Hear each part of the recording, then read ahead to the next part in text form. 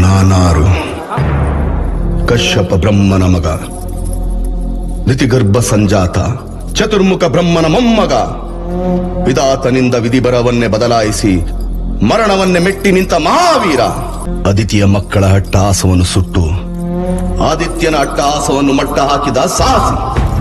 ಅತಳ ವಿತಳ ಸುತಳ ರಸಾತಳ ತಳಾತಳ ಮಾತಳ ಪಾತಾಳಗಳನ್ನು ಪಾದದಡಿಯಲ್ಲಿ ತುಳಿದಿಟ್ಟ ಪರಾಕ್ರಮಶಾಲಿ.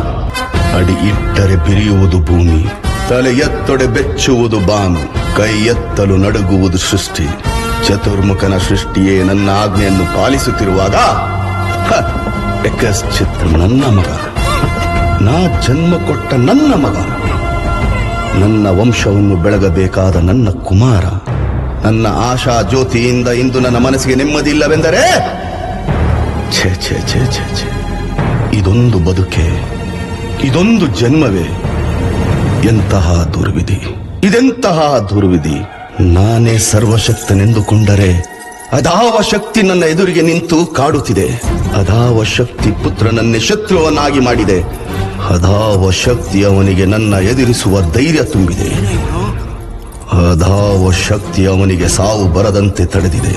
ಅದಾವ ಶಕ್ತಿಯನ್ನ ಮುಖಭಂಗ ಮಾಡಿ ತಲೆ ತಗ್ಗಿಸುವಂತೆ ಮಾಡಿದೆ.